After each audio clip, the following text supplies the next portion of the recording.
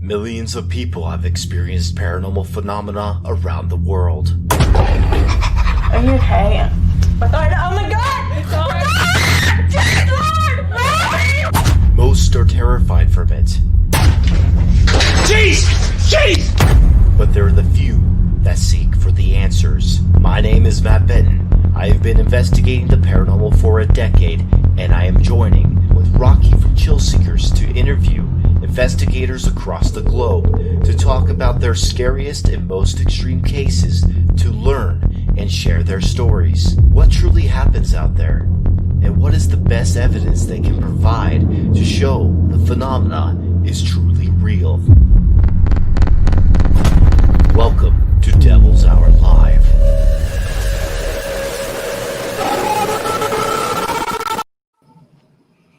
Hello there. Welcome to Devil's Hour Live. Sorry, we just had some technical difficulties. We weren't even streaming on Paranormal Warehouse. Apparently, the event was deleted on that end. But we are now on there. But anyway, so how's it going, guys? Hello. It's the original guys from Rocky and Dwayne. So we got them back, of course. Unfortunately. Of course. Unfortunately. Yeah, unfortunately. Yeah. But then we have. I'm still here. They haven't found a replacement yet, but I'm hopefully they're going through the application soon because this job does not pay enough. I'm telling you. So. Well, thank you, Lori. They're talking about the investigation that we did recently. But we have a special guest today, guys. We have someone that's been in the paranormal for a long time now, and it is Jason Emerick. How's it going? I'm good. Good. Appreciate you having me as a guest on the show. I'm excited to go over some things and talk because you're into interesting things like occult related or like having haunted objects and stuff. Yeah. Related. I have no idea why, but I've always drifted towards the darkness for some reason. But in order to understand both, the paranormal, I believe we have to understand both sides. We can't just pick and choose which side. They're both full of knowledge. So yes, agreed. Somebody's got to do it, So yes. Well, they're getting a lot of support already. Thank you, Robert. And hello, Jane of the Willow. Hello, Crow of Judas. Hell yeah, he's awesome. Crow of Judas. Hello. Hello, Lab. Hello, Danny. Hello, everyone.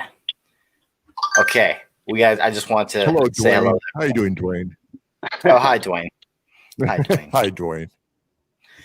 Well, guys, we are going to get into some cool things because I actually am interested in some of the things that you have. Oh, no, we lost a guy. Man down. Hello, Alberta. He's probably gonna come back soon. But anyway, we what got you into the paranormal, Jason? Let's get into that. First things first. Let's get to the nitty-gritty, to the beginning. Well, my brother came to me one day. He got a new job at this private school in Cleveland, Ohio. He came to me. He's like, Jason, this is like 2005, 2006. He's like, there's some crazy shit happening at this school. He's like, I hear screams, voices, crazy shit. And I'm like, yeah, right. This dude's lying. So long story short, I ended up going to this school with him where he works. He's the maintenance guy up there as he was going through college. And sure enough, man, there's like poltergeist activity, scaring the shit out of me. Shit we were capturing on camera, like lights and screams, all that stuff. I wanted to know more. And plus, I dealt with being, highly empathic and seeing things throughout my whole life. I just didn't know what exactly it was, and I didn't attribute it to being paranormal at all. I thought it was like psychological conditions and stuff like that. But once I started getting into the paranormal, it kind of took off. But it was that school. And I started paranormal then. It really didn't take it serious until I met my fiance. She kind of pushed me to explore my abilities a little bit, and I found out that I was a little different. Which uniqueness is what separates us all. You know, it's our differences that bring us together. So my difference was cool, and I followed that, and I used the gifts that I was given to pursue and end up where I'm at. So I found that I could speak to the darker things and not have the repercussions that other people would. Fingers crossed that doesn't happen. And I do, and I have had bad experiences, but not as not nothing that I couldn't handle, if that makes sense. So I learned real early on that I could do more things or different things, and maintain that difference, leading up to where I'm at and exploring different avenues. That's cool. Doesn't that sound familiar, Rocky? Yeah, I have an issue where dark things don't attack me either. That's weird. But I have some theories on that, and I'm curious what your theory is to why that happens to you. Let me hear. Do you have a theory on that at all? Out of curiosity? It's about empowerment. It's about controlling your energy. You know, I was oppressed, and I do believe that I was somewhat possessed in the very beginning. I went through a whole bunch of suicidal shit. I went through this crazy moment in my life where if I didn't or hadn't realized what I did, I'd probably be dead right now. Because I was messing with shit that I was a novice. I was ignorant to what is real and what is not. I had no idea about controlling my energy. So going into those types of situations like that, you know, you end up coming out pretty roughed up sometimes. And it's how you come out of those situations that makes you who you are. You know, it's about belief and knowing that you're stronger, you know, because I believe that prior to this physical vessel, we were spiritual then too. You know, we were the gift of being physical to learn love and what it's like to lie, what it's like to live. That's a gift. And then we, you know, in many different ways, we go back to that spiritual form. And I believe that it's just empowerment. You know, we were once inhuman, if that makes sense. So I'm just as strong as any other entity. I believe that. I believe that that's what's gotten me through.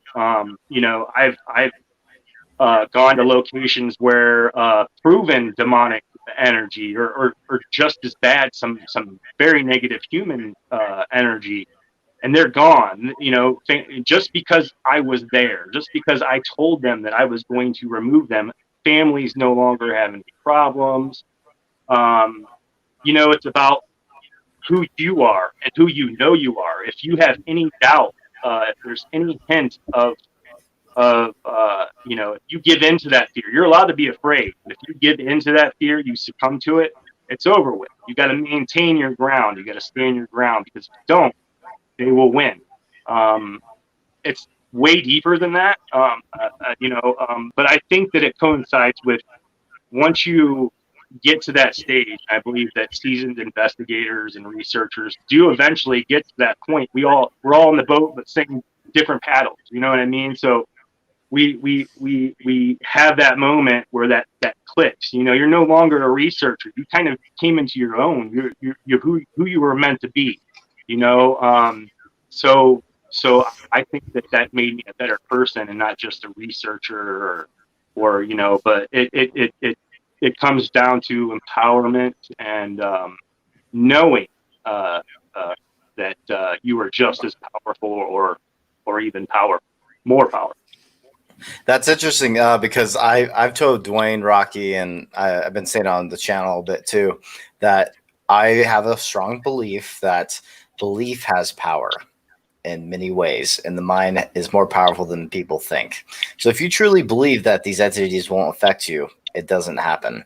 And that's the method I've been using for a long time, and I've been noticing a difference that they aren't doing anything to me. And I love it. It's interesting though. It's very interesting. And when they do, and when they come after you at a moment, because like, oh, man, when I'm telling you, when I was at Virginia City, when you feel something like come over you and just have like this reign of attachment, getting sick out of nowhere, just because you can't see it doesn't mean it doesn't exist. It's like a virus, it's like COVID.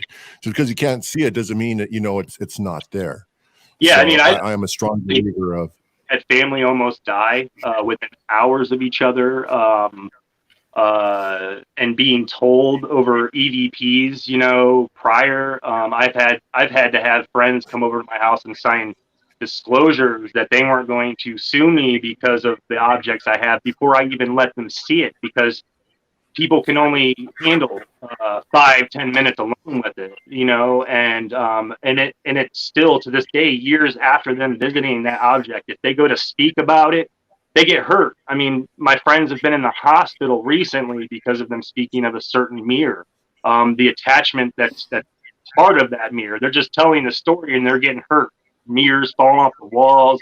It's just crazy stuff happening to the family, but it's crazy, and it is real. I don't wish that upon nobody, them finding out the hard way.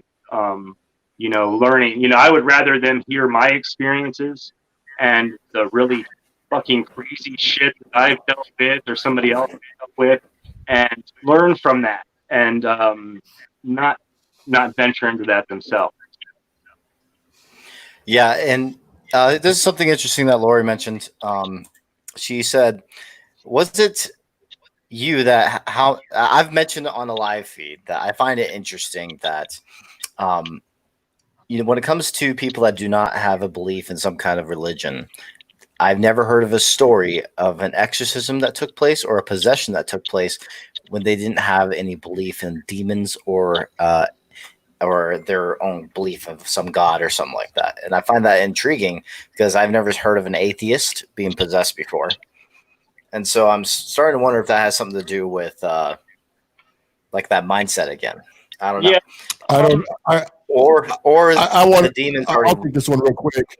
It's because I disagree with that statement. I think what it is that, like, if you're brought up, like I was brought up with Catholicism, for example, right? And then my spirituality is through, beliefs in demons and angels, God, as such. Maybe when something happened to an individual that is an atheist, they don't call it that, and they call it something else, Like each religion has its own base for demons and angels, and everything else is just like a certain circumference of different entities. So since an atheist doesn't have it, or maybe some type of, they're feeling sick, they're not feeling normal. Now, is it because of something possessing them, or is it because they have actual sickness through an actual virus? Yeah, and but they will know that you get checked out. Or it gets to where you were talking about, Matt. It's about whether you believe or not. If an atheist doesn't believe in it, they're not going to believe. I think that's what Chris is trying to say. But when I think, I'm not thinking of oppression. I'm thinking more of possession, where literally you wake up. I mean, you black out at a certain moment. They could just when they're awake, and they say that they do things. That a murderer that was an atheist in life went and flipped out and was possessed. What if there are cases we just don't know? You know what I mean? That's definitely true. What if it ain't written down and talked about? It doesn't mean that it's not happened. You know what I mean? So they could have I blacked out. Well, what if them blacking out was them being possessed? I don't know where I was for 2 or 3 days. He wasn't on drugs. Exactly. He wasn't anything else. So he's just thinking in them rational thoughts. So it's not going to be shoved off to us investigators or researchers as, oh, this guy was possessed. Well, no. I've actually read cases where people that do not believe in God have gone to the church because of such things happening within their home.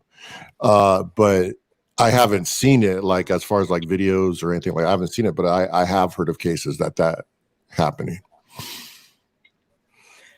Interesting. Yeah, I still haven't found any. Send me your information, Rocky, because I'm curious. Hello, everyone. They're putting a lot of conversation going on. So Hello, chat stream. Hello, live. Hi, everyone. It's Rocky. hello, everyone. We're here with Jason. I lost some of my comments when I had to reconnect because my headphones went dead. I had to change them to another set of I'm gonna buy headphones. him a new computer. I'm buying Dwayne a new computer. And Nice thank you, laptop Robert. to Thank be you so bought. much for your support, Robert. You're awesome. Same with you, Crow. You guys are very awesome for all the support that you guys do for this for the YouTube channel. I really appreciate it.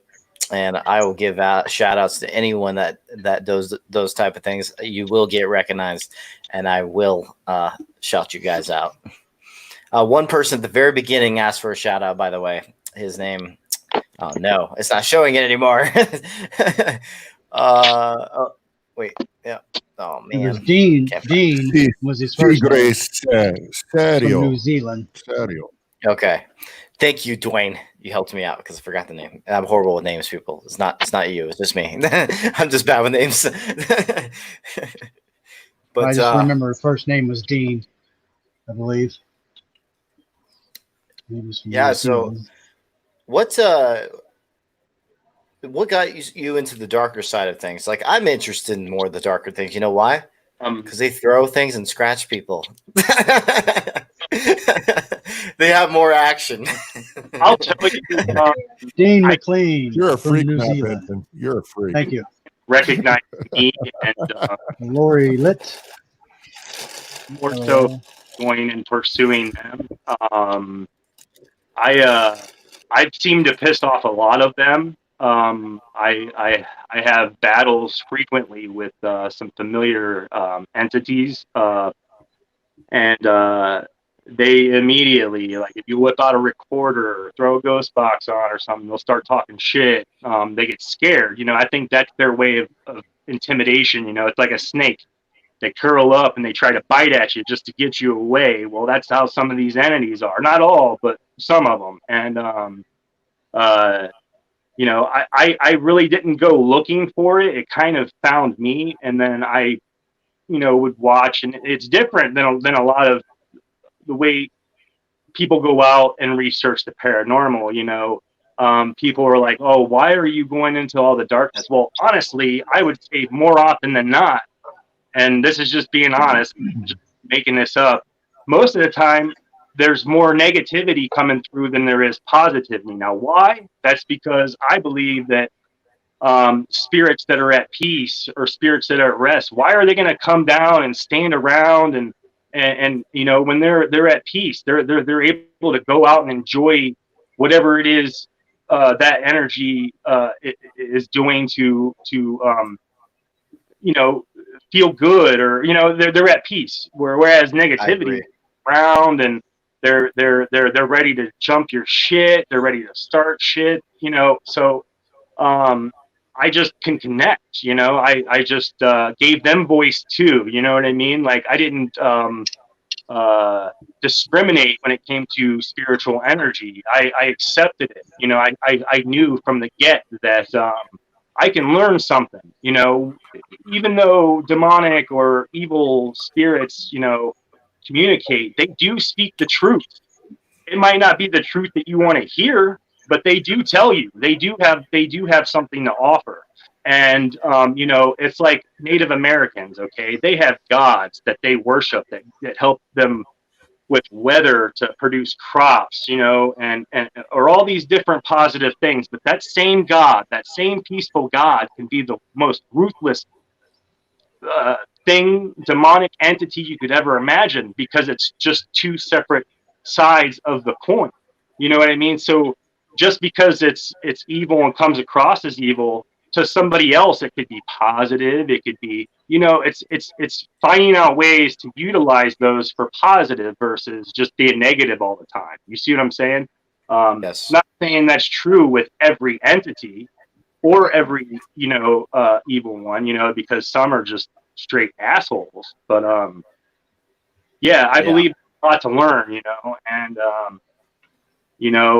I offer voice to all of it. If you're gonna growl at me, why the fuck are you growling? I want to know. So, what's your problem? What's your beef? What do you need to survive? What's your spiritual intent?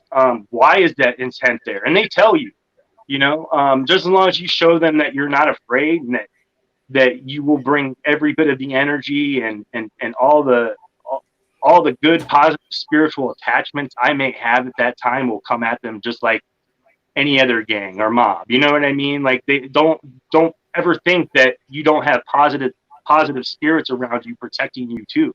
You know what I mean? So it works. You know what I mean? Come join us. Don't be against us type spiritual energy. So that's the way I feel about it. That's probably why, because like a lot of people aren't doing it, and it just comes natural. So why not? Yes. Yeah, when you say the growls and stuff, that is interesting that we get that stuff sometimes. We got that at the Mackey Mansion recently. During our investigation, we got it 4 times when we were live. And also another time, but wasn't captured on the cell phone audio. It was from a distance. I actually watched the whole thing, guys. So the people that are wondering, like, I saw the whole chat. Thank you for all the support. And I did not hear the one of the growls, but 4 times we captured a growl at the Mackey Mansion, and that's pretty weird and interesting. And exactly, what is the reason to why they do that? Are they trying to scare? They didn't do a good job, but but when it comes to that, I think that sometimes they're trying to pretend to be something that they're not. Sometimes they are what they are. And I don't know. It's like there's a lot of questions. That's what the paranormal is, basically. Just a lot of questions, a lot of theories, and a lot of no facts. I mean, I kind of believe different. I believe collectively, to me, in my eyes, that we have proven beyond a doubt that spiritual energy exists. Like, maybe not just all. To me, I think mine is good. You know what I mean? I think your guys' research is good, but I think collectively, without a doubt, we have proven as researchers that spiritual energy exists. Why would we be pursuing it if not?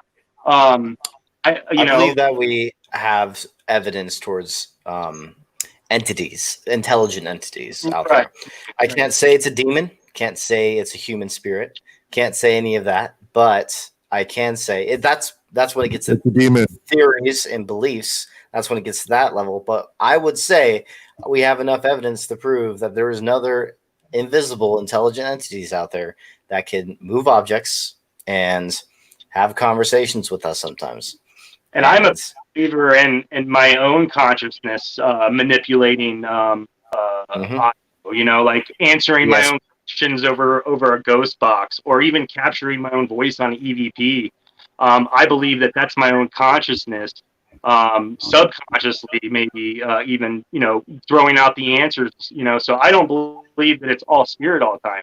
I believe that we can pick up on physical consciousness just as much as the thoughts, just as much as any spirit. Easy, I think I've done enough tests myself at my home to validate that. We used to run tests all the time, and that was one of the things that kept popping up. I'm like, Jesus, I'm answering my own. The evidence was there to support the fact that I was answering my own questions sometimes, or so I believe that too. I mean, we're all cut from the same cloth. Why wouldn't it be possible? You know what I mean? Yeah. Like, we're just vessels. So I mean, there's the only difference between us and them is our physical. So it would make more sense to me if all of that was possible. So I don't know. Agreed.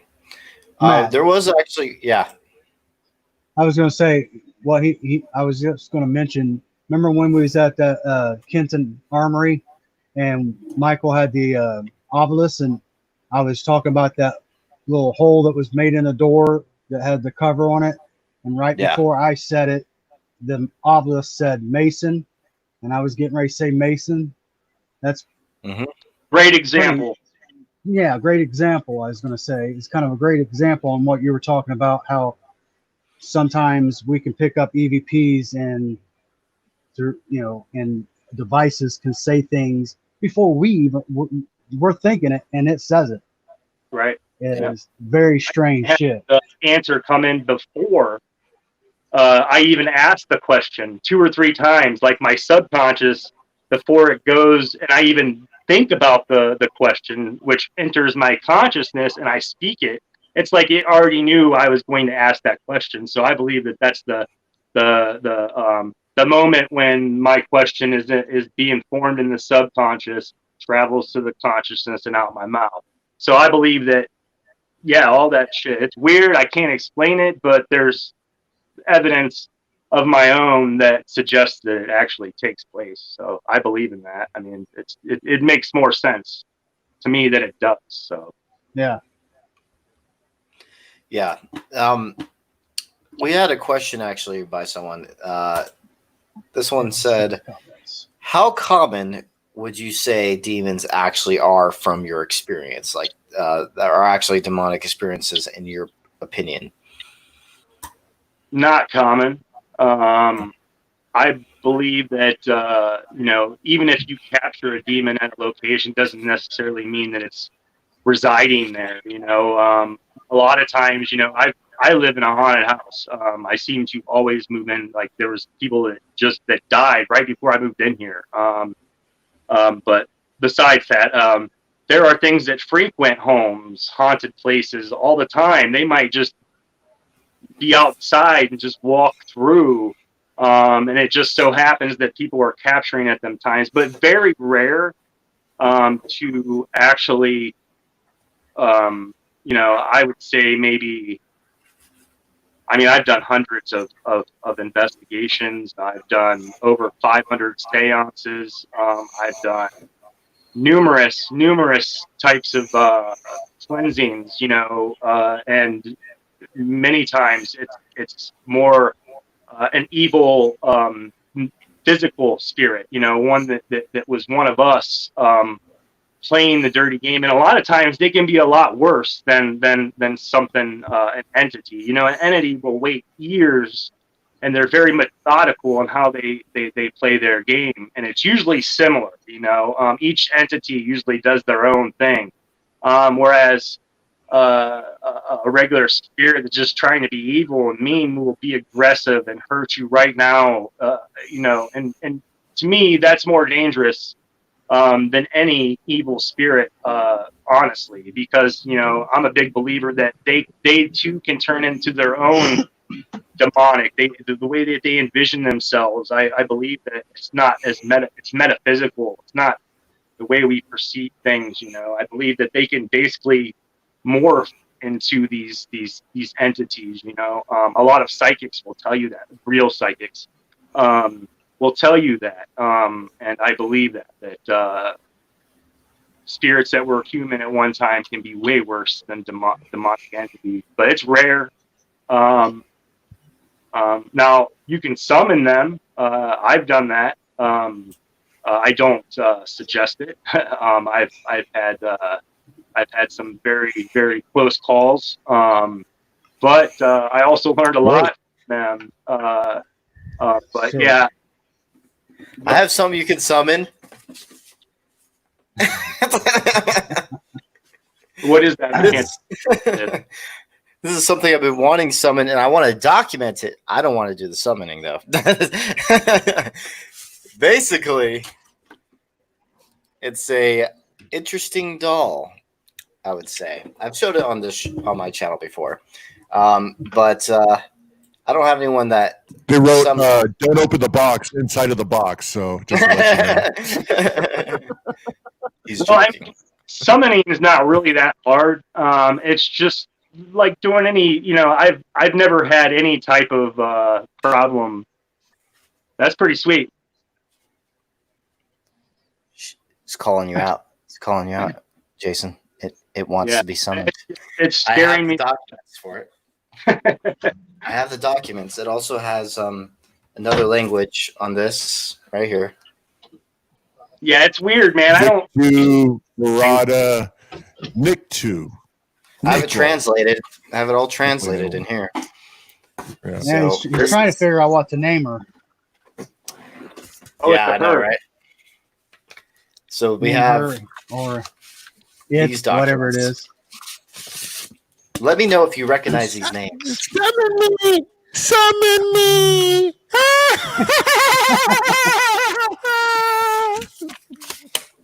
Recognize those? You're having too much fun, Rocky. There we go. This one. This is me sober. Some of the names. But that's just a little bit. You're going to have like 1,000 people reading off those names, and then now you just caused the end of damnation. Thank you, Matt. Benton. We appreciate that. Man, You're so welcome. Yeah. That's like saying, hey, does this napkin smell like chloroform?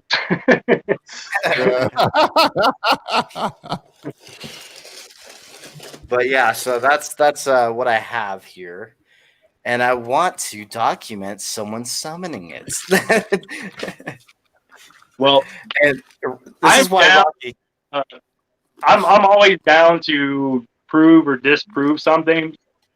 I do know how to summon and to basically close the door. For a while there, I wouldn't close the door. I would leave it open for research purposes, and I learned my lesson from that. I've left the door open on some of the mirrors that I have. They remain like the one open. you gave us, like the one that you gave us to use at the Conjuring House. Yeah, that one's wicked. That one kind of picks and chooses who gets to feel its wrath. That one in particular has caused a lot of grief for a lot of friends. Still, families being tormented by that mirror, or by the demonic entity that resides in that mirror, actually. What is exactly that demonic entity? Is it 7, or is it something else? I have summoned on accident demonic entities that Valak, Malik, 7, Zozo. I originally did a test. I went into it just trying to research the possibility that 7 and Zozo were the same entities. And I ended up contacting Valak, Malik, 7, Zozo, and 2 other ones that would not give me their name. They were quite vocal, very, very intelligent. It was probably top 2-3 sessions I've ever done in my life. It was very, very intimidating. I went out into the middle of nowhere with this mirror, some Ouija board by myself, set up some candles, ran a ghost box session, and summoned these demons by myself. And it sounds like the reindeer names from Krampus. Sorry. It was insane. Yeah, that mirror in particular, man, has been in some crazy locations, and I'm more of a trigger for it. If I'm around it, it gets a little bit more crazy. I would assume that's because I made it. My energy is what created that door somehow. I really, to this day, don't know how it works. I just know that it does work. And it does get a little crazy, but I can actually channel and focus like I did, with a couple of my mirrors. Same thing with the mirror that you guys borrowed. I can usually channel my energy and pick up on the energy wherever those mirrors are at that location.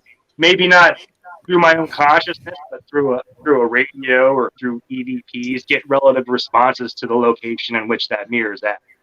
It's crazy. I was going to ask, what are some of the major things that have happened while using the mirrors? Like, what type of things have occurred while using them personally? My grandfather basically my grandfather and my fiance went to the hospital within hours of each other. My girl, she snapped her leg. She wasn't even doing anything. She had to have bars and pins put in her leg. I've had our doll that I showed you before the show. It got thrown across the room. because the doll's energy is real positive, and it was kind of like picking on that energy. I've had myself feel like I was wrapped by a snake, all the way Right. up my body.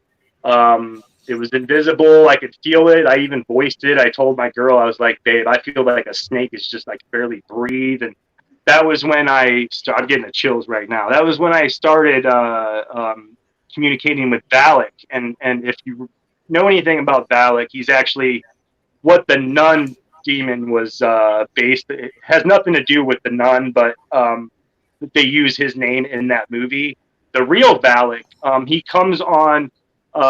he represents himself as a child riding a dragon, a serpent, and no shit, before I even knew it was Valak, I felt like a little boy. I voiced it. I was like, babe, I feel like a boy just ran by me, a little kid. And a snake started wrapping around me. And this is all before I knew any of this shit or researched him, because he was giving me his name. I got chased. I'm starting to shake, like, I mean, it's crazy. Like, I can't even, I was doing research with Aleister Crowley, and, trying to communicate with him, and a lot of shit went down. A lot of poltergeist activity. Not really poltergeist, but things being thrown, lights coming on, being really scared for no reason. Sounds like a lot of fun to me. Yeah.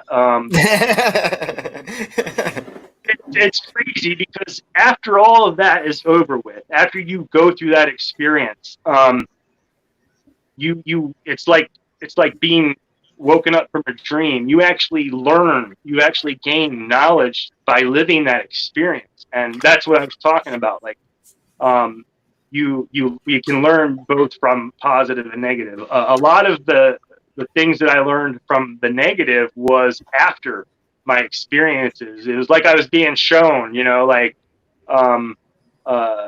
what their power can do, what I did to encourage them to do what they did. What was I doing at that time? So there's always knowledge, and I can use that elsewhere. And I usually take that along with me. But yeah, a lot of shit's happened, man. I can't even, like, I would have to write it down. You said that you felt something wrap around you. Have you ever felt like an oppression, or ever felt possessed, or any type of those situations to where I picked up a chair that weighed over 150 pounds. you've been like over, I guess. I threw a chair that weighed 150 pounds across our room, like, for no reason. I was suicidal. It was crazy. It was more in depth than that, but my fiance will tell you. And it was like I was drunk. It was like almost like I have bits and pieces where I can kind of remember. And it hasn't happened since like that, but I was, it was ruthless, man. It was, I'm a big guy, and I can be very intimidating if I wanted to. And it's not me. I'm a nice, easygoing person, and it was just like light switch. It was when I wasn't able to control my energy and my power. That hasn't happened since, but yes, there for a while, when I was ignorant, when I was a novice investigator, things like that would happen a lot more, because I didn't have control over it. I didn't know what they could do. Yeah. Do you use any type of protection, as far as like rituals, or like any type of religion to protect yourself if you feel things get a little too far? But I do use, it gets back to the belief. If you believe that something will work, it typically does. I've used Native American prayer. I've used Wiccan. I've used the St. Michael's prayer, and I've had good results with all of them. So I don't really discriminate. I believe that hundreds of religions are basically trying to explain the same entity. They're trying to explain the same story, the same darkness, the same light. So I believe all of them can work in a way. You know what I mean? So I don't pick and choose. It's just in the moment. You know, if I got sage laying around, I'll light some up and start saying the St. Michael's prayer. You know, so and different things work at different places because apparently spirits are into that same concept as well, because some spirits will only react to a certain prayer, and some prayers will just piss them off even more. You know what I mean? So I think it comes down to what they believe in too. So it's all subjective, you know. So I just use it. I've used a lot of them. So no, not anything in particular, but I believe people are walking down the same line. So. Oh, really? That Bro? sounds rather rather demonic smells have been coming out of his restroom. Matt, you need to go investigate. Yeah, totally. It's even he even says that people run out of his house from it. So I can actually smell it. Yeah, I believe that. I can smell it right now. That's how horrible it is. Yeah. Well, guys, Oh man. let's talk about your most extreme case. What is something? Case of Yeah, Jason what's- Emerick. What's the most memorable and most shocking in every way? What location and what happened? Which one? Which one? Which one is it? Well, I would say my cousin called me one day and told me that her son, I'd never met him. He's like my second or third cousin. And he was going around speaking in tongues and speaking different languages and crying every night. And I think memorable was when I went to their house and experienced what that kid was experiencing in their room, in his room. Highly demonic. It was nuts. I had never, I had already went through the whole possession thing. I was actually really empowered. You know, I had gone to church. I felt like I had all this negativity lifted. I was ready to go. But when I went there, I seen evil, and the way it was affecting this kid, and how fearful he was, you know. And I think overall that investigation kind of stood out to me. As far as the emotions behind it, I did collect a lot of great evidence, but to me, that isn't what it's all about. You know, I never got into this for evidence. You know, I could care less if anybody believes me or not. I believe without a doubt. I just share what I capture. I do this for spiritual energy, and I do this for people that don't know how to help themselves. You know what I mean? I think that's what I was born for, or, you know, born to do, is to help. And another location, it was a Native American. It was similar to like an elemental. It's still there, but it was molesting my friend's wife. She would wake up, she just got done having sex, like being molested, and this thing was trying to get them. He was being totally disrespectful. I told him what he needed to do, leave an offering. It's basically one of those things that was put there by the Native Americans, and it's not going anywhere. So you basically have to respect it to coexist with it. And he didn't really want to listen to me, and it was something totally crazy and evil. It was worse than anything demonic, you know. I just knew better. I just knew not to mess with it. I knew what to do. Highly vocal and what it would do to people, and what it has done to people. I've collected so much evidence. You know, I couldn't even think. You asked me to send you some evidence, and I'm like having such a hard time because I've captured so much, and it's very overwhelming for me. I can't really pinpoint something that stands out, like your doll. But yeah, hold on. Bring out the dolls. Let's do it. Oh, we're gonna do it. We're doing it. All right, hold on. Get them out. Get out our dolls. Yes, we're grown men with dolls. I got my board there too.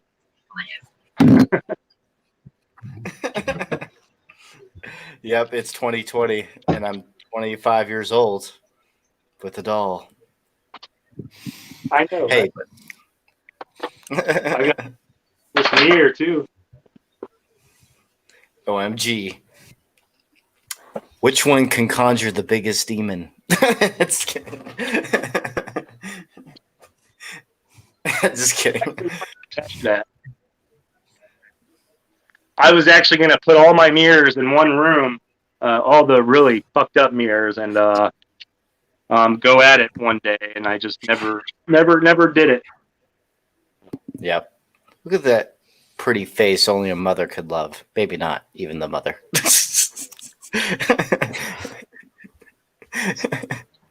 I think Rocky's right. I feel He like does I'm look like the pretty crypt keeper. Yeah. I feel like I'm getting possessed just looking at that goddamn doll. I'm telling you. It looks like, you know what it looks like? It looks like, if you ever see Beetlejuice and where they shrink the head, that's what it looks like. Yeah, it does. It does. Lobby. They shrink the head of the, yeah, that's like to me. Yes. Yeah, this all doesn't seem very haunted, Matt. Matt, be Yes. careful with that. Yeah. I know. I have my shield. Matt, I think you have an attachment. Yeah. Oh yeah, literally. I put up my walls this time, Dwayne. My mental walls. So, what's Matt's gonna die, and then he's gonna come back as like one of those demons. As your pretty face is going to hell. I think that's what's gonna happen. Oh yes, yes. What's your most haunted object, out of curiosity, or that, in your opinion? My mirrors. I would probably say the one that you guys had is probably one of the most haunted. Joe still has it. Yeah, he's had it for probably 6-7 months. But I have a couple other mirrors that one mirror we performed over 500 seances on. I don't even bring that one out. Can you do some on this one? What's that? I said, can you do that on this one? I could actually, yeah. I don't know what it is, honestly. I don't know if it's my subconscious and the things that I've worked with. But the energy and the imprint that it makes as soon as that mirror is sealed is crazy. Not all of them. It has to do with certain factors, my mental state, the environment that I'm in, and I would assume a handful of other things that I don't quite understand yet. But what I will tell you is that it's very real. I've scared the shit out of people. People that were non-believers would say, hey, come get this mirror back. You know, they wanted it for research purposes. But the night before I shipped it off to them, I imprinted some of those mirrors. Like, I want you to go there. I want you to show them how real you are. People that wake up saying that they've had the worst nightmares they've ever had in their lives with my mirrors, you know, full-bodied apparitions being caught in pictures, you know, it's unreal, some of the shit that people send me. And but I believe it, you know. I believed it when I was making those mirrors. When I made those mirrors, I believed that I was making a doorway. So it gets to that subconscious and conscious imprint that I'm making when I'm doing it. And it's crazy, man. So probably my mirrors. Definitely my mirrors. Yeah. Interesting. Yeah, and also your theory about 7. I actually, personally, I think it's associated with the Asmodeus, personally, based off some other personal experiences. But I could be wrong. I don't know. But you think it's like Zozo because it's conjured in this, it's around all over the place the same way as the Ouija board one? A lot of numerical similarities. I was in communication with Joe and let's see, who's the Zozo? I can't even believe I can't remember his name. The Zozo expert. What's his name? Well, anyways, we were all trying to put everything together when it came to that and the similarities. So I really didn't know much about Seven, honestly. I really didn't go into it very informed because I really wanted to kind of go into it blind to see what my take was on it. I don't think they're the same. After that night, I learned that they were totally separate beings. But yeah, I mean, it's highly possible that it's what, based on the information that you have. You might have a bigger lead on it than I do. You might have evidence that suggests that it is. Me, on the other hand, I was kind of doing it for others. People that wouldn't take that step and do that for research purposes. Where I felt comfortable doing it.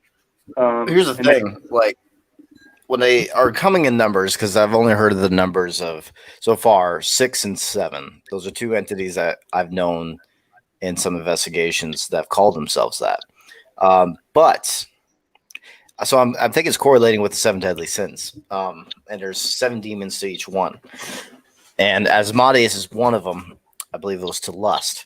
And so I found it interesting because there's a correlation with some of my past investigations where I came across an entity called Tablet, which is also a lesser demon. It's not a archdemon, but it's under control of obviously it does summon them at any time. So so later down the line, I feel like I keep coming across this as Asmodeus over and over and over again, and all of a sudden I was invited down to Revenant Acres. That's where the first time I heard of the number 7. It's just by there's no proof of what I'm talking about for what I think. It's basically, I feel like it's weird that I'm having the same correlations with, and Asmodeus keeps popping up throughout my investigations. So that's why I was just, and if he's one of the 7 deadlies, also it also kind of goes with it. It's 2. So if your consciousness has that direct line of thought and thinking about it, you're going to pick up and hone in on that entity or the residual energy that entity has created, in your life or during your research. So I believe that we can pick up and go back to that, and we can bring that back into our own environment, much like us now. We're living and creating something 50 years from now is going to be residual energy. My footsteps, my dog's energy. So we're doing what we're trying to research now. You know what I mean? So it makes sense that we're able to connect on that energy still. It just, I can see why 7 pops up. If I'm thinking about it before an investigation, or a different entity, a lot of times the name might pop up. But again, that gets back to the whole my consciousness versus what's actually in the environment itself.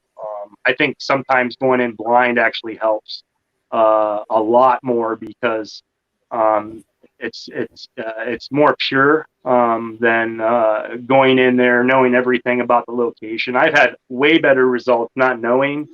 And it also proves my ability. It validates and gives me more ground to walk on when it comes to my ability when I can go into a location and pick up similar. I totally agree with that statement because I like to go in cold too, because if I don't know what I'm walking into and if I'm capturing some evidence like neither on a spirit box, EVPs, disembodied voice, and I know nothing about it and they correlate with the site, then yes, that just gives them more of better analysis that is actual proof that is paranormal activity. So the only time that, I still do it, but the only time that I don't is when I work missing persons cases. I do a lot of missing person cases behind the scenes for people, and I will ask them for sometimes a name or something to start with, but I won't ask for any details. But it's to me, I have to have some ground to start with. But that's the only time I ever feel like I need something to grasp. It's almost like giving a dog a piece of clothing. Here, go find that dog, or that person that they're searching for. To me, that's the way that is. So I need something to start with, but that's the only time I use that type of way of going about it is missing persons cases. Okay. Well, when it comes to the evidence that you have sent me, which one do you want to go over first? I'll let you choose, man. The one that meant more to me was the shadow hand. I think that's one that I sent you. Yeah, you did. It was captured in the room where my father passed away. My brother is sitting on the floor, and I don't even know how I saw it, but I did, and sure enough, there's a hand. It's a shadow hand. I'm not like into the big belief that shadow people are all negative and shit like that. I just think that's a form of them showing themselves or trying to show themselves. So that one's more meaningful to me. They're all pretty sweet, I think. I think they're good. They're all cool. Okay.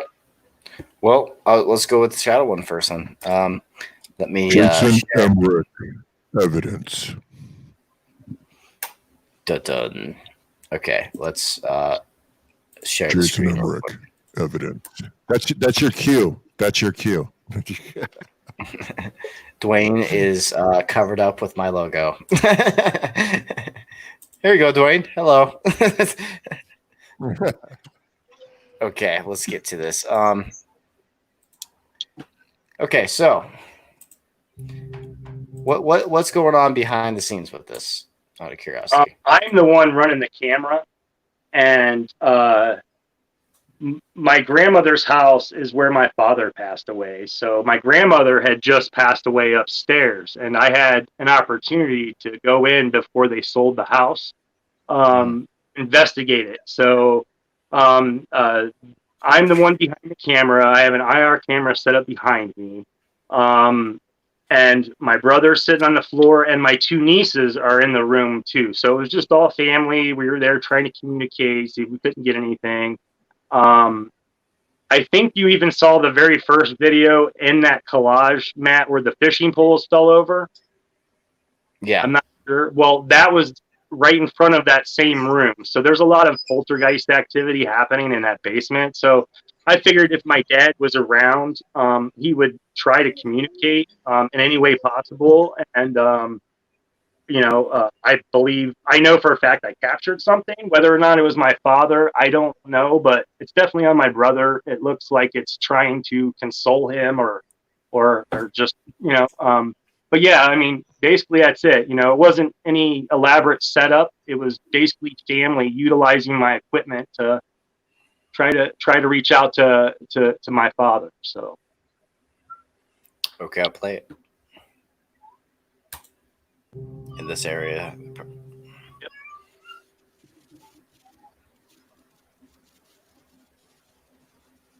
It happens real fast. I slow it down though. Okay. It already happened.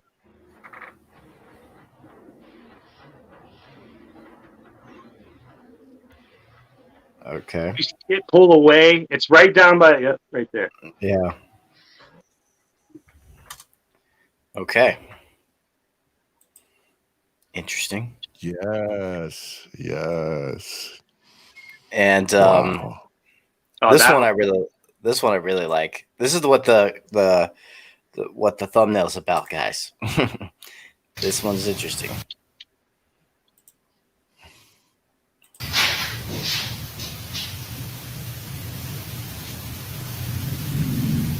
I just heard something too. I thought I heard something too. It didn't sound like a voice, but Yeah, we were both setting up my infrared cameras, and we heard it plain as day.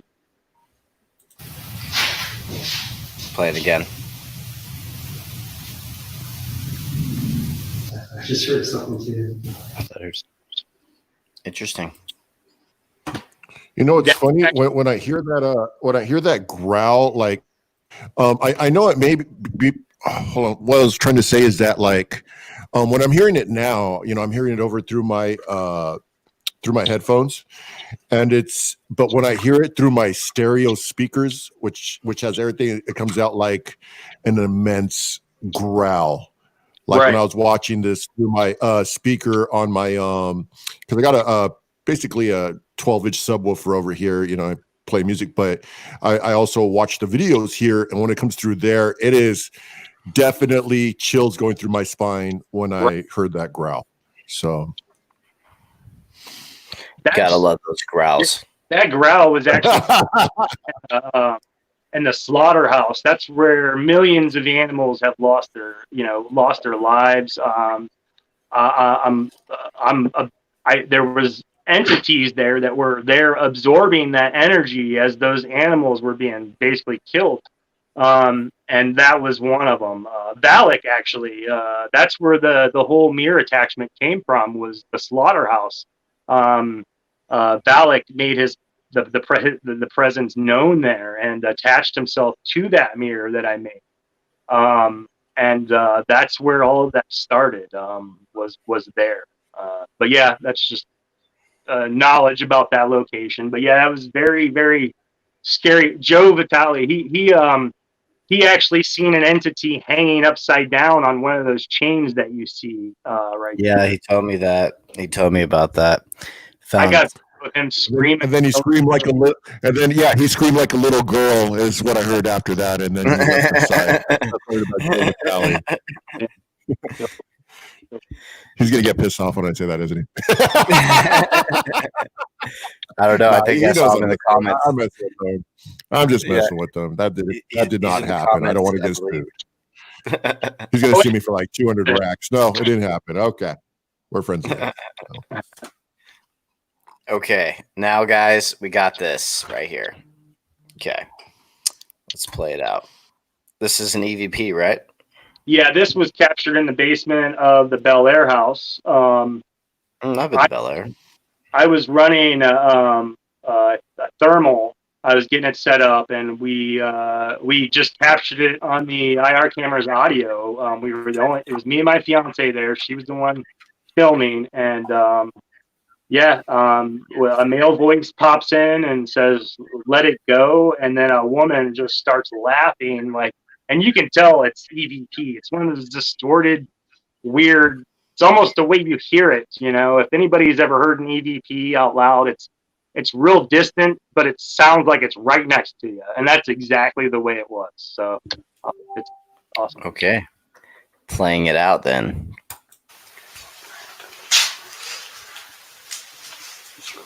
First, I'll hold the flashlight if you go.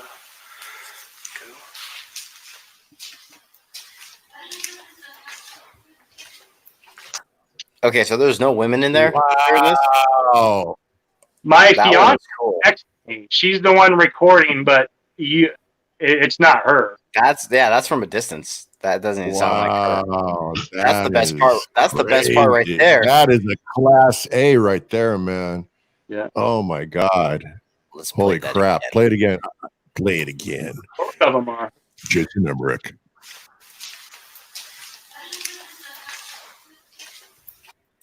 That's insane, man. I like it. Wow. I like it a lot. Are you sure that wasn't Joe Vitale laughing? I just want to make sure. He wasn't there at the time, so yeah. But just want to make sure.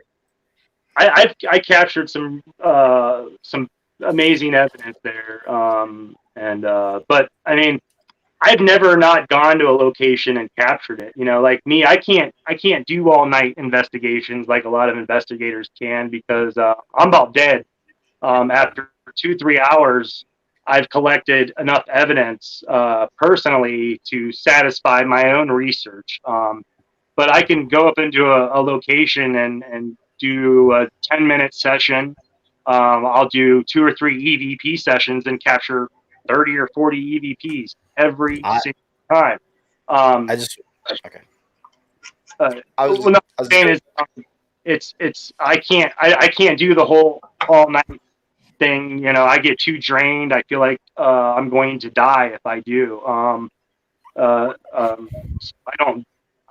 not an all nighter type of guy. It's crazy. It's crazy you should mention that, because here's what happened and here's a perfect example. Me and Matt, we were with shout out to Patrick and James from the haunted side, and it was dead. I mean, like, it was still active, but then it got extremely active at a certain point. So I feel it's kind of like fishing. You know, you're like waiting it out, and then all of a sudden, all this activity starts happening. And my belief system is they're trying to gather energy from us, equipment, everything they get there, everything they could find.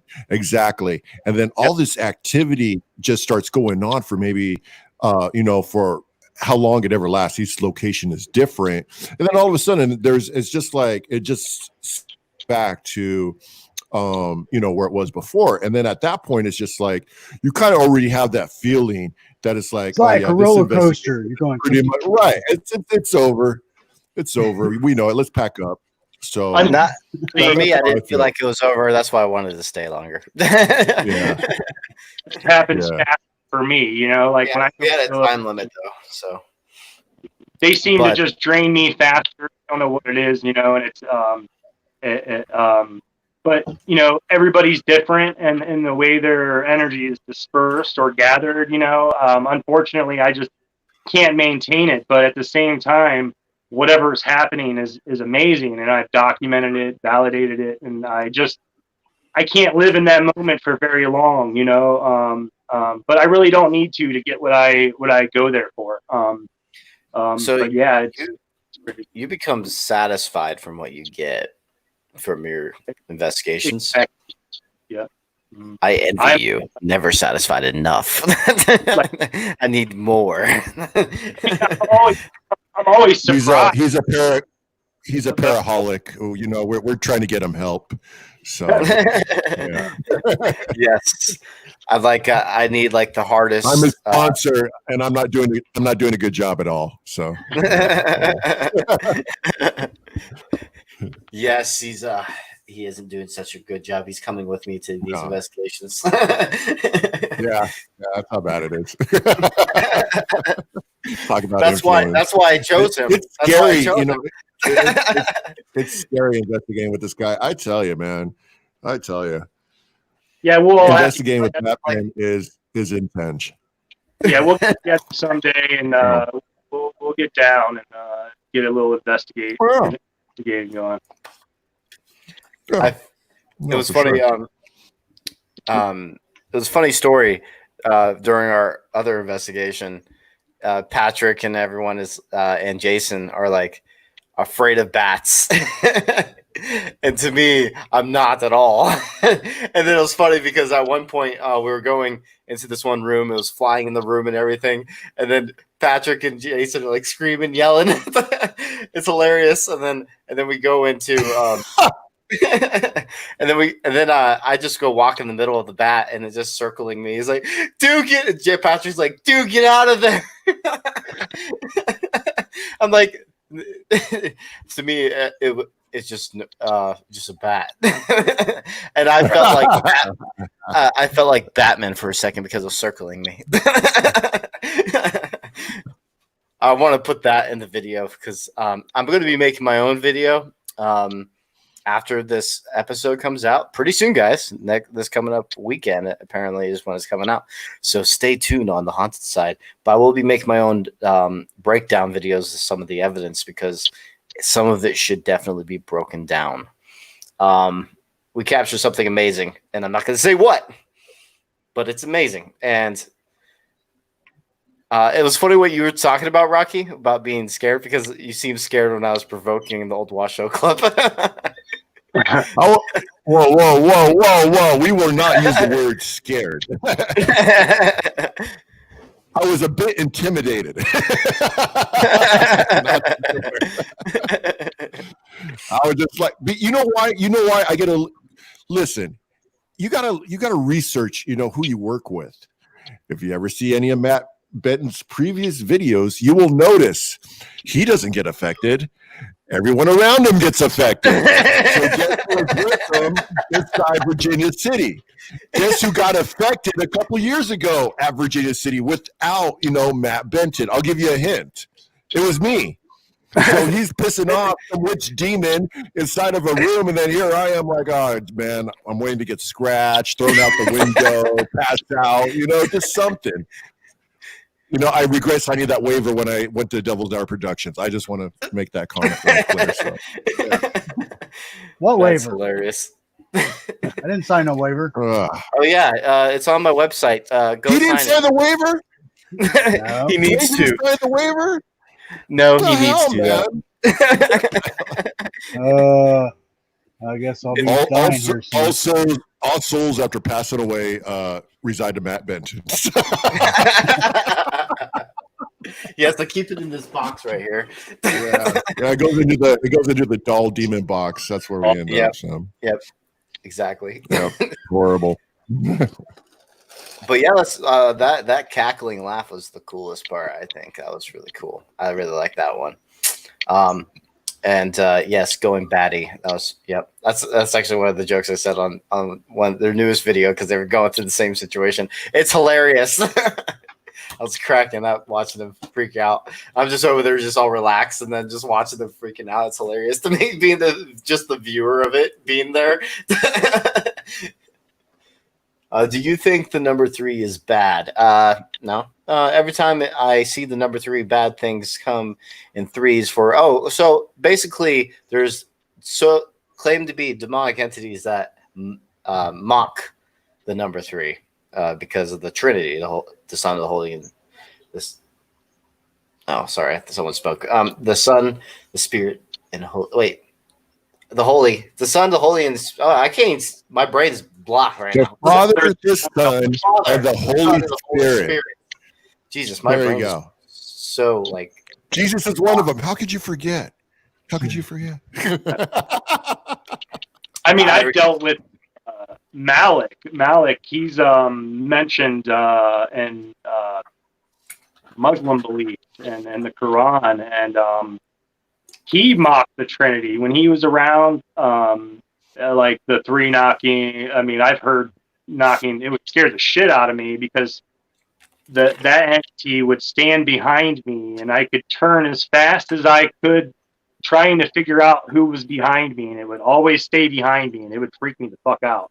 It would scare the shit out of me, and but yeah, every time it was around, right before shit started going down, we would definitely get the 3 knocks, or it would repeat itself. A lot of mimicking people, and our animals. Some of them are very, very good at my wife. Her voice. She'd be talking to me for a couple of minutes, and it really wasn't her talking at all. But I heard her voice. A lot of crazy things. But the mocking of the Trinity, yeah. But you kind of get used to it after a while. It's just an identification marker to me when something negative is around. It really doesn't scare me anymore like it used to. Yeah.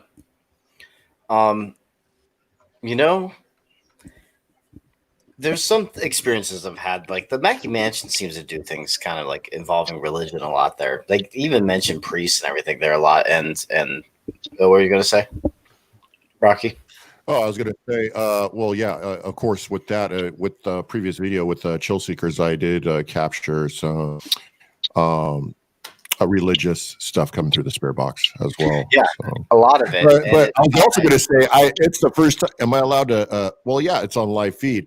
Yeah, we got stuff thrown at us. I got like a rock thrown. Okay, it's not. If I say rock, I don't mean like a boulder. I mean I got like this little rock thrown at me. And then I turned around, And well, we were in two different locations too. I was downstairs in the like the dining room, and then you're upstairs on a doing that session. What's it called? Ethos or yeah. Actually, at that time, I don't know what we're doing, but it was me and Patrick upstairs. It was an hour before it got thrown at Rocky. It happened an hour before his, and I was like, "Holy crap, that was awesome!" I kept it as a souvenir. It took me a while to find it because I found it, kept it. I got my rock somewhere. I got it somewhere. Yeah, it's in my it's in my other jeans. No, it's in my other jeans. It's in my other jeans. Okay. Well, yeah, mine's in my it's in my lucky jeans. It's in your watch. Rocky wears lucky. Lucky jeans. Yeah. So they're lucky. I have a full collection of items from locations. Yeah, and it's fun. I collect every single thing that's thrown at me. And well, let's just say something else happened from another investigation where something was thrown, but it got lost in the debris because there's so many stuff that can be thrown. So I couldn't take it home because I didn't know which one it was. But that was the one that sucks because this one was a crazy investigation. I'm not going to give too much details, but yeah, some things happen. I'll talk more later about it.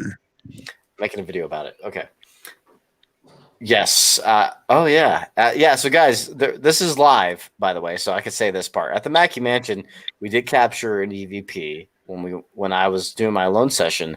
Went upstairs, and a EVP happens through the phone where it says, "You're crazy." So we're doing the live feed, and it said, "You're crazy," which I thought was interesting. And it was talking to me because I was the only one upstairs. And I was like, you know what? That makes sense. Sometimes you got to be crazy to do some of the shit we do. Honestly. Yes, I'm proudly a little insane. It's not for everyone. So she says I'm more than crazy. Maybe. Yes, his rock is in his pocket next to his keys. That's right. And I'm always trying to find it. It's moving around the place, you know. Yep. Crazy. There's a fine line between crazy and fear. It's definitely not fear, so I guess it's all crazy. Adrenaline. Adrenaline. My adrenaline doesn't really go that much when I do an investigation. I disagree. When? For me or for you?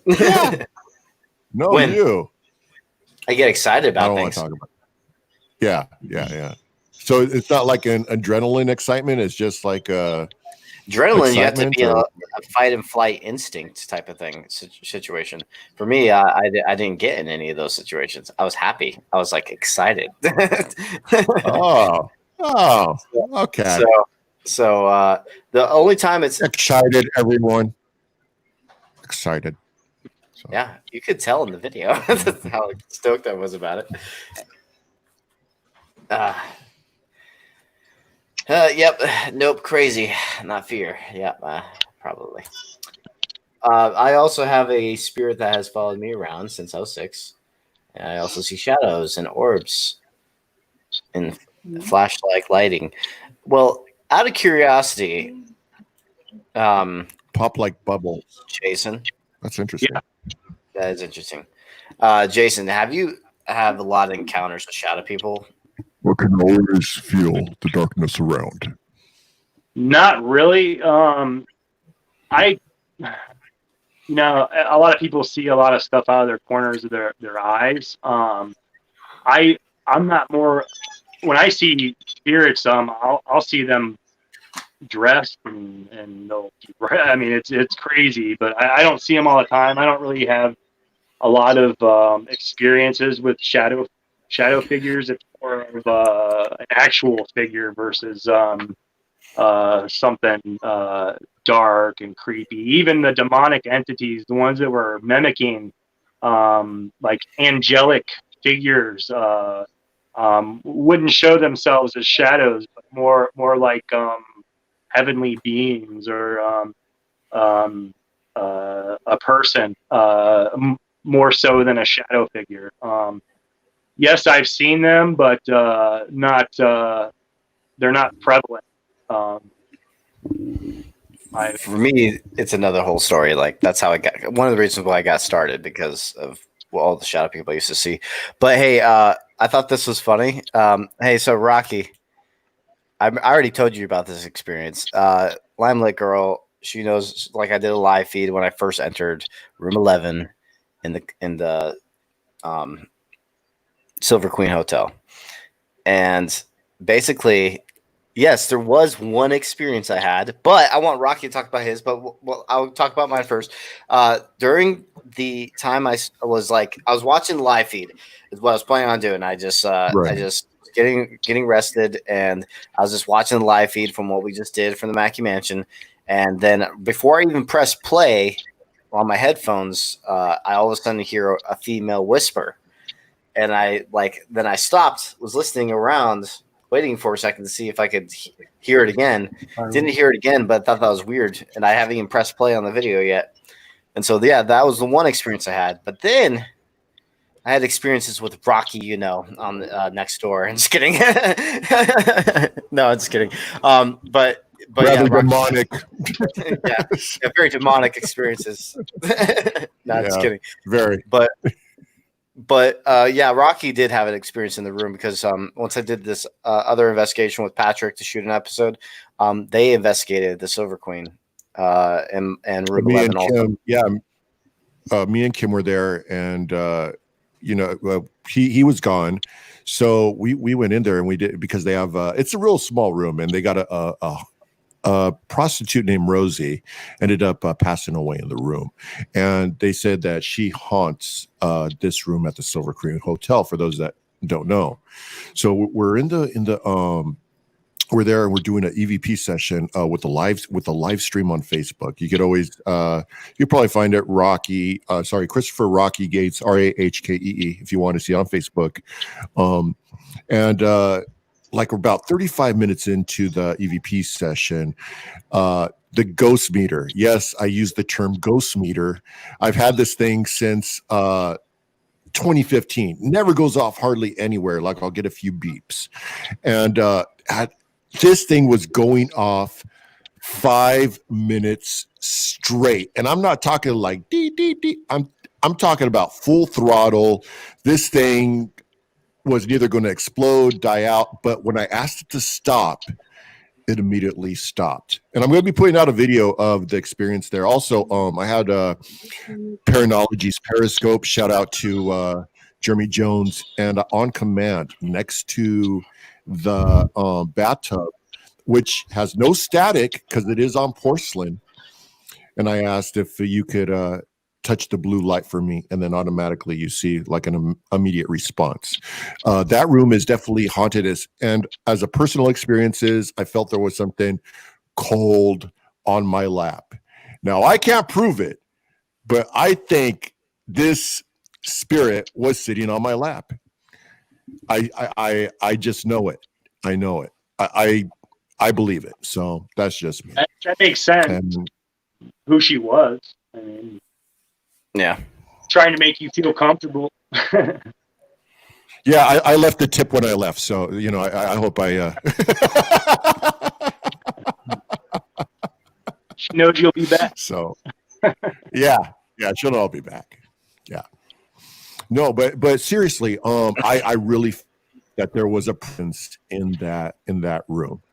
It was just listen, when you walk into a location, you just feel it. Matt said this many times before. Like he's like, well, I know there's something here, but I don't feel it's demonic because you go as being an investigator, you've invested so many places, and your atmosphere once your body just generally relates to the energy of the room. After a while, you just know yourself because you know how you are. You know your own body when you're an investigator. It's just a habit trait because of doing so many. So when I walked into this room, I felt there was already a presence there. There was something there. There was some type of unearthly energy. Like, that's how I felt. So yes, I believe that room 11 at the Silver Queen is indeed haunted. And that's such a great experience, man, when you walk into a room and it feels like a fight just happened, or you walk in and it's like you're standing in a crowd, you know, you can just feel it. It's You very, sometimes feel that at the Old Washoe Club. yeah, it's intense. And if nobody's ever experienced it, you always remember the first time that it happened. And when and where you were at that time, because it's something that you'll never forget, because it's something that you remember every time after that. It's crazy. It's a wild experience. Yes. Hey, it's Chris Musgrove. Hello, Chris. Hello, Chris. He's from Resident Undead. And Summer's like, just the tip.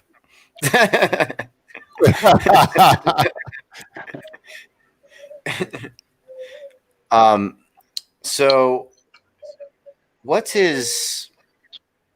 I hear a kid. It's My the ghost of daughter. a kid. Ah, It's my daughter. It's her bedtime. well, some that we haven't released yet. We did do a Old Washoe Club like tour, and so there's some things that have been happening at the Old Washoe Club that's pretty interesting. We need to go back, Rocky, and investigate No. there. No way. No way in God's green earth. No. Not with you. No. Hell no. Hell no, 100 times 10. Hell no. No. He only got a little taste real for the quick. 20 minutes. Hold on real quick. I got this call. Oh, it's the Washoe Club. No. Well, then, I'll have to be in there by myself and do manual Paranormal too. Or just I'll bring take a Pierre. thought. I might go. Okay. I'll take a thought. I might go. Oh, why not? No. It was funny because when we were in there, that was only for 20 minutes. Imagine if we had the whole night, or 20, 30 minutes, however long we had. That's what I want to know what's going to happen. I have some ideas. I want to really target that one spirit. There's apparently one spirit that's been attacking people multiple times and scratching the hell out of their backs and pushing, apparently. And that's the one I'm more intrigued in. And we're going to get... you forgot to mention the you forgot to mention the video that we saw. The transformation in the window, that video of the tour guide, that was insane. It wasn't a video, it was photos. Or was it a photo? Oh, that's right, it was photos. Yeah. It was a photo of showing first a woman, like in the like she took a picture, and then in the background, you see like this like a elderly woman. And then on the next photo, it's the same woman. She has like this creepy hand, and then she almost looks like she turns into like a demon. And it is exact. I can't explain the photo. I can't explain it. It's just an amazing photo. Even Matt was like, "Yeah, that's weird." Yeah. Like literally, the woman changed into like literally this horn, like literally had horns and everything, like a demon. It was weird. And I'm a very skeptical person, and I thought this one was a little weird. So what does Matt decide to do afterwards? And that'll be on our next episode. God damn it. God damn it, Matt. Oh. Killing me. You're killing me. You're killing me. Yeah, it's yeah, we'll be on the YouTube channel, so you can guys check it out. But seeing those photos just got me inspired to piss it off. Yeah.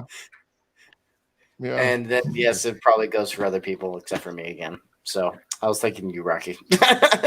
what would happen? Yeah. Yeah.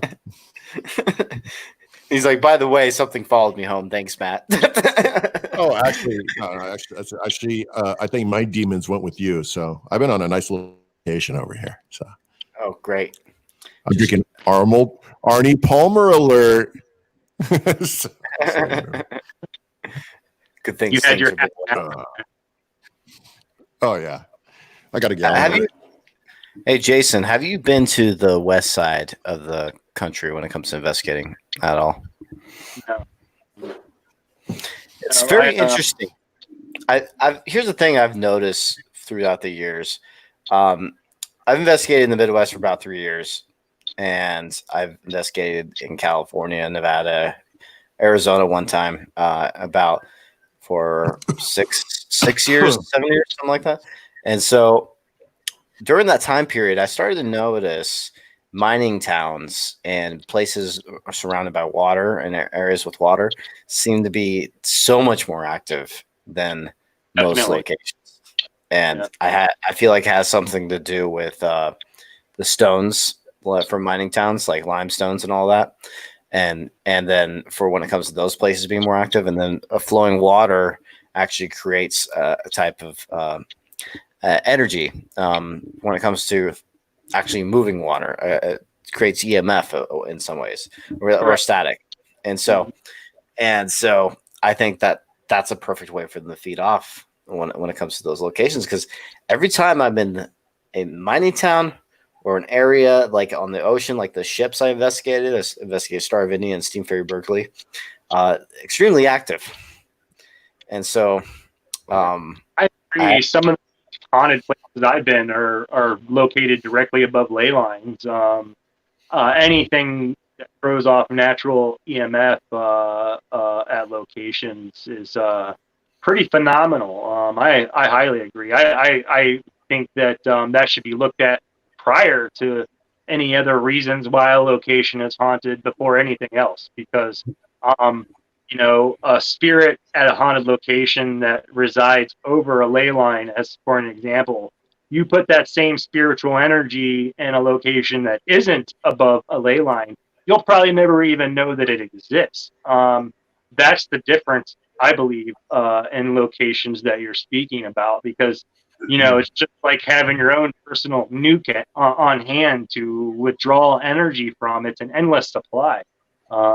So I 100% agree with you when it comes to geological anomalies as far as energy producing phenomenal paranormal locations. Without I have doubt. I have a comment. Soul Seeker, aka Sandy Wolf.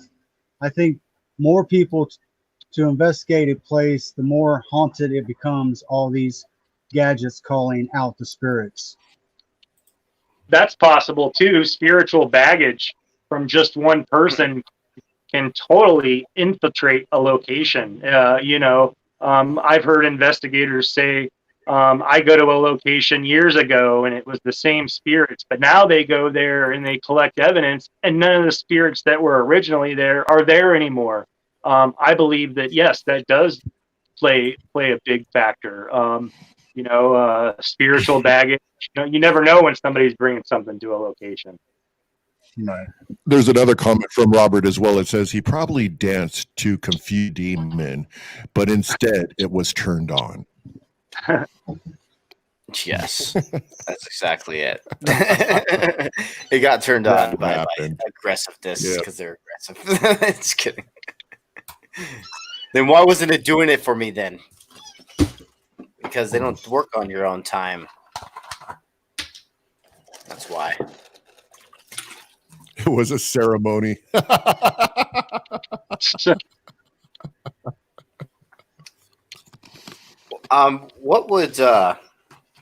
What are some of your top 3 locations you've been wanting to investigate that you haven't yet, Jason?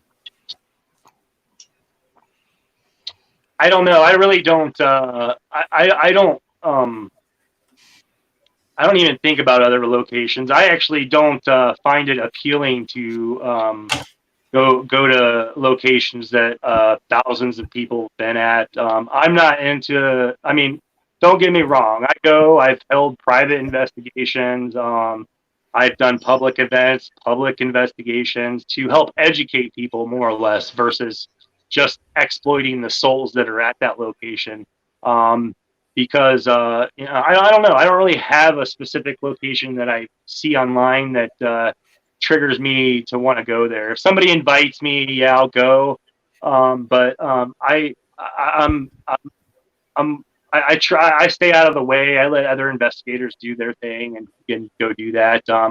I honestly don't have a location that I want to go to and investigate. My house is, if I want to research something, I can research my objects in that sense. But yeah, I don't really have a location that stands out that I would be like, hey, I want to go to. Not that I wouldn't. I just I live it. My day is consumed with my voice being said. I hear audible voices all day long. I just try to drown it out, and it happens more so the longer I go without communicating, because I'm constantly around spiritual energy trying to communicate, because that's what I do. And so I live the paranormal experience. That's my part of research. So I don't look and try to find places. None of that stuff really stands out to me.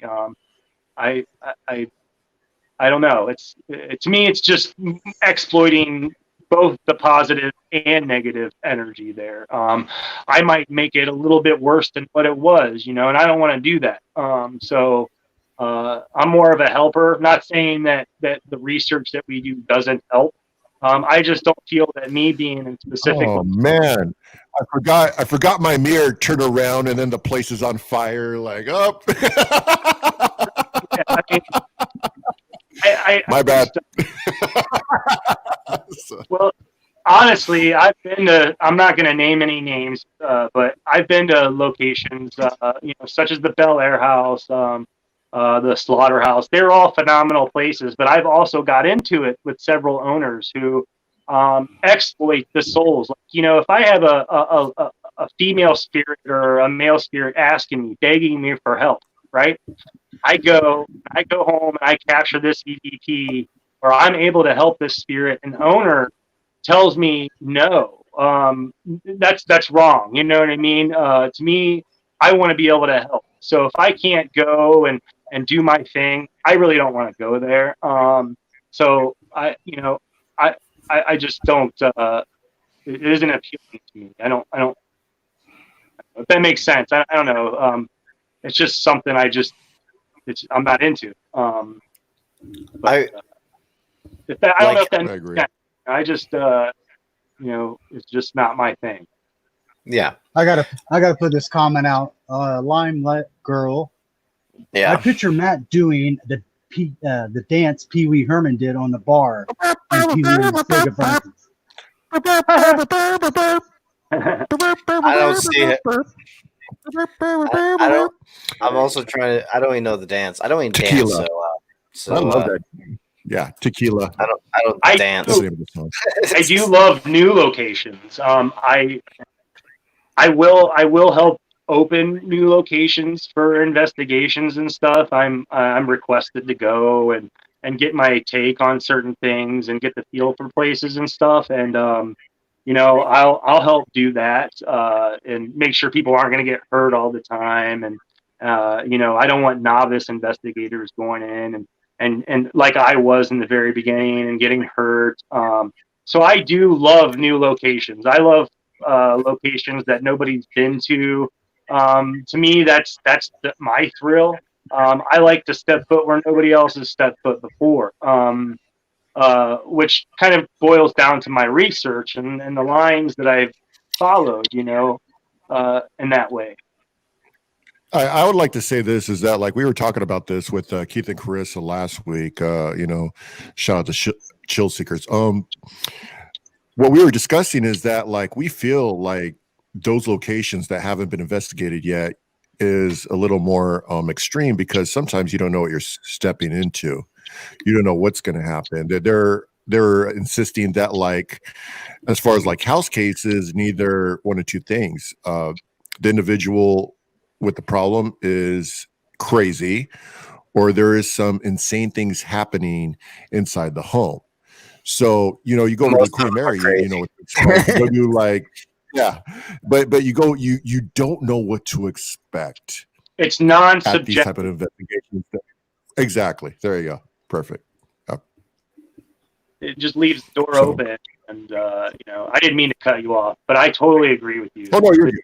It's the same line of research that I love doing. You know, it's what we were talking about earlier when it comes to, you know, knowing. You know, I don't like going into a location knowing certain things. You know, that's the way it is when I go to locations or a residential case where I believe that they're experiencing paranormal, so they'll send me a clip of some shit that I can't even explain, you know, and I'll be like, well, let's go there. You know, I think that shit's amazing. You know, it's new. It's different every time. And you know, that's what's cool, you know. It's just the line that I choose to walk. I enjoy it. Interesting. Well, if there's anyone that has questions, we want people to ask questions we can answer. Anything you would like. We got less than 10 minutes. And you have 8 minutes because we have 2 minutes to end it. No, wait, we have about 10 minutes. It's 46. Yeah, What we are you have 10. talking about? We got 15 minutes, don't we? Or 14 minutes? 14 minutes on the clock right now. 10 minutes. 14 minutes according to Just go for the questions, guys. paranormalwarehouse.com. Questions now. Questions. And also Questions now with Matt Benton and Jason Emerick. Matt Benton is known from PRU and also a former soul seeker and now hosts Devil's Hour Live. Give us some tough ones. And Jason Emerick is a demon hunter from Ohio. Also, if you want to do any supporting at all, there's my Patreon that we actually it's a lot of it costs a lot of money. Joe wants to know, did you guys talk about Jason's involvement with Harrison? That would be the mirror, correct? Yes, yeah. Jason. Okay. Yeah, so basically it was the mirror, and he said some other interesting things that took place during the investigation. What was it you were thinking about? What? So actually, I don't know if we go into that, but yeah, his involvement was interesting because of some things that have happened and took place. It kind of correlated with some of the things he said. Jason. Yeah. We did have a comment, legend, fairies. Have you ever had any spirits follow you home, Jason? Yes. Yep. I've actually allowed spirits to follow me home from locations. I've given them solace in my mirrors because they were being exploited at locations or couldn't get out of locations. So I would I've allowed attachments to happen. I've let spirits freely roam my home because there was nothing wrong with them. I have haunted objects that are very, very negative and evil that will really hurt people that my children can pick up and touch without any repercussions because they know that we have an agreement that we can coexist together. So there's lines that spiritual energy knows that they have to abide by when they are around me, or they'll suffer the consequences that I will produce. And but yeah, I all the time, whether I consciously know about it or I willingly let them to harbor them and set them free. But yes. So by the way, what was the name of your doll? Sammy. Sam. Okay. And that's not making that name. It comes through on. I have video that. Right, and what's your name? It's Sammy. Sam. Awesome energy. It is a child's energy. I actually protect it. I don't let the doll around any of my negative objects because, it's fearful. It's expressed it similar to what my kids would be like if they were afraid of something. So I treat it as it wants to be treated. Yeah, Sammy's cool, man. He's awesome. I really don't research too much. I know what the capabilities are of Sammy, but yep, Sammy. I wonder what we should name this. Matt. Yes. Hey, throw it while you're getting the doll. Throw up the Patreon one time. Throw it up. Hey everyone, it's Ricky. Be sure to go out there and donate. Patreon.com, Devil's Hour Productions. Don't ask why Rocky has to have a gold chain. Don't ask why Rocky has to have a gold watch or gold rings. All I got to do is just make the effort and just donate to Patreon.com.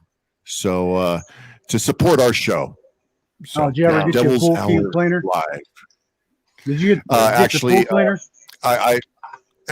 I'm hiring a new one at this point. You know what happened is the wind blew over my gazebo, and I'm a little upset about that. So now I got to go get a new gazebo and a new pool cleaner to take the gazebo out of my pool. So I don't want to discuss that right now, but we will go ahead and donate.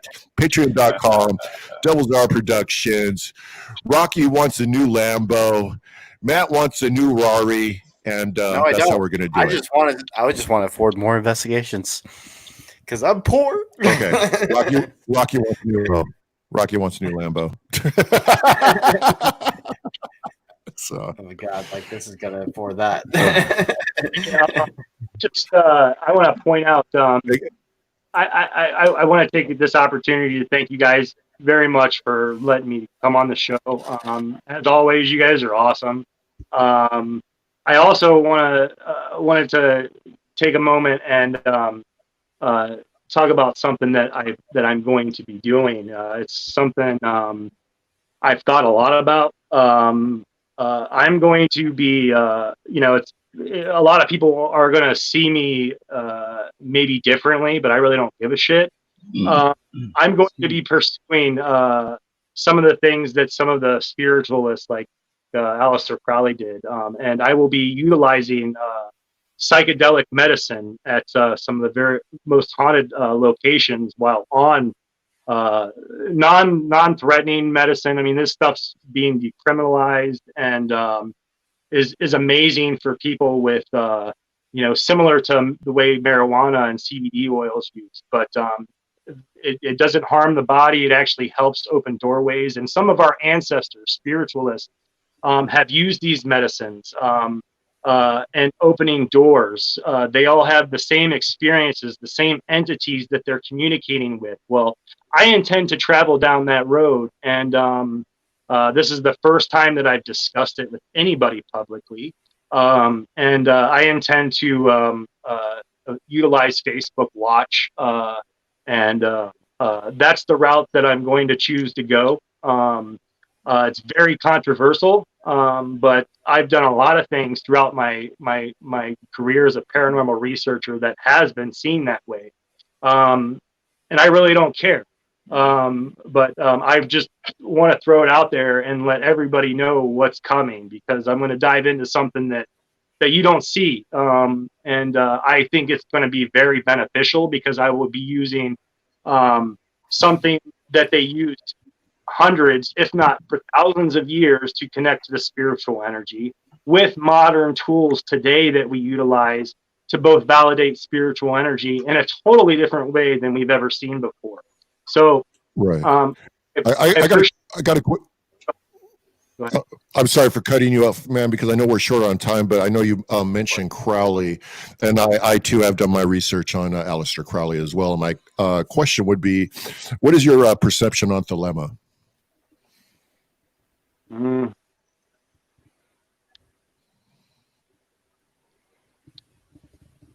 I have none, man. I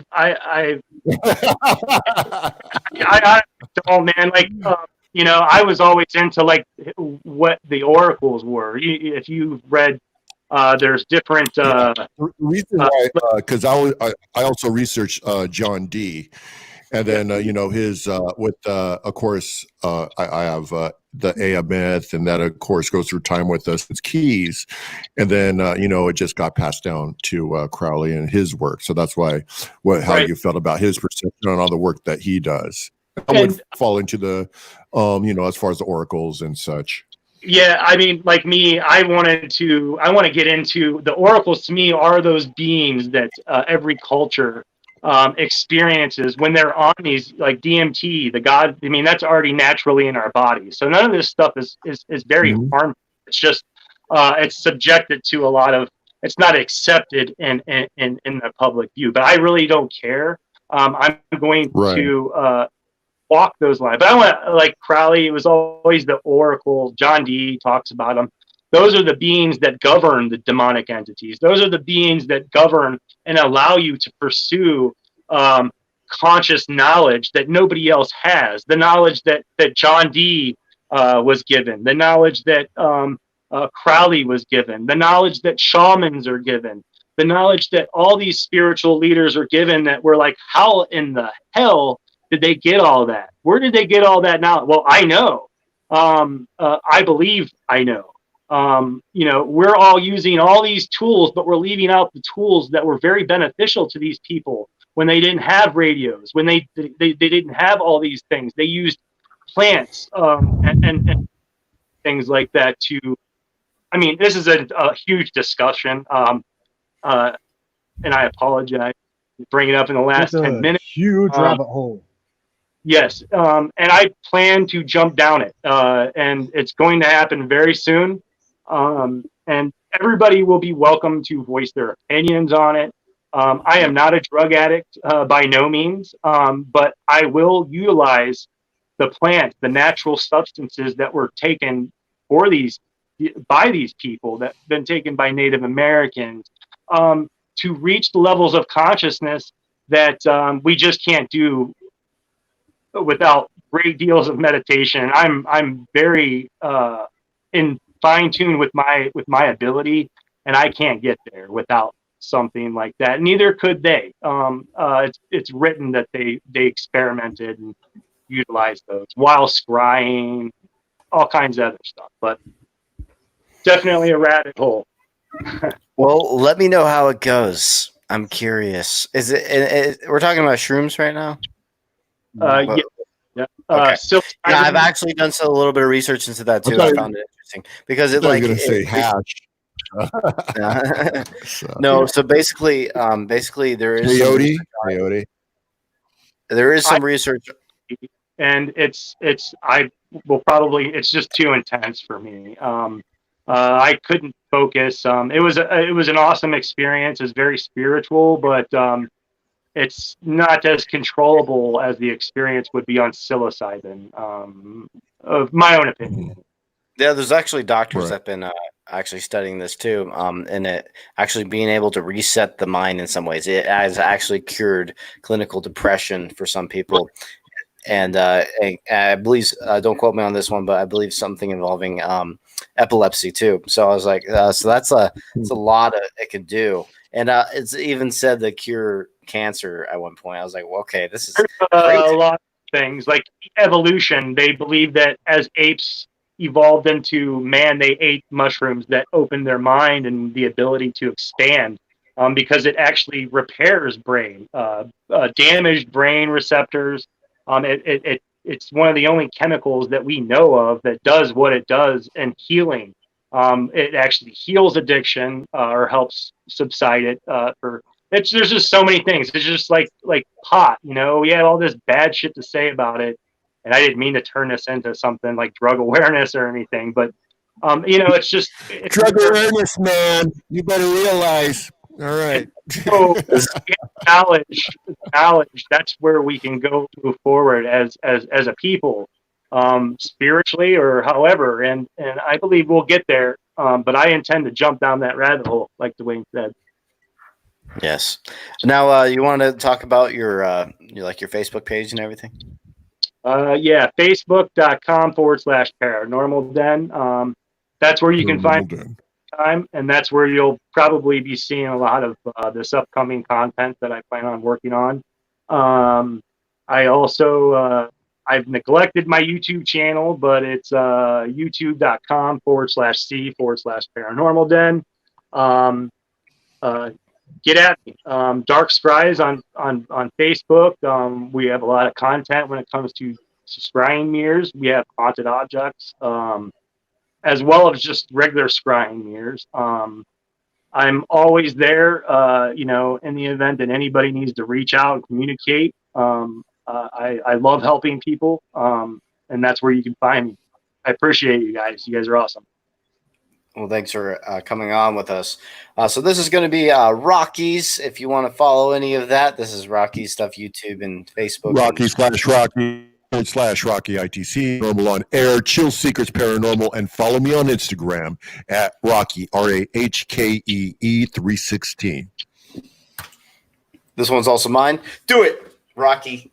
Devil's Hour Productions, Paranormal Research Unit, Devil's Hour Productions. Well, we got this twice. Oh, Facebook, right. Real Matt Benton. Not the fake one, but the real one.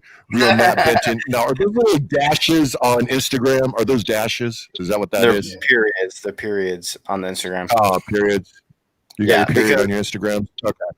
So real period, Matt period, Benton. Well, that's what we have for right now. And also, if you guys ever want to support, it helps a lot, guys. But what's and then go to hashtag Haunted AF. If you haven't gone to the page on Facebook, hashtag Haunted AF.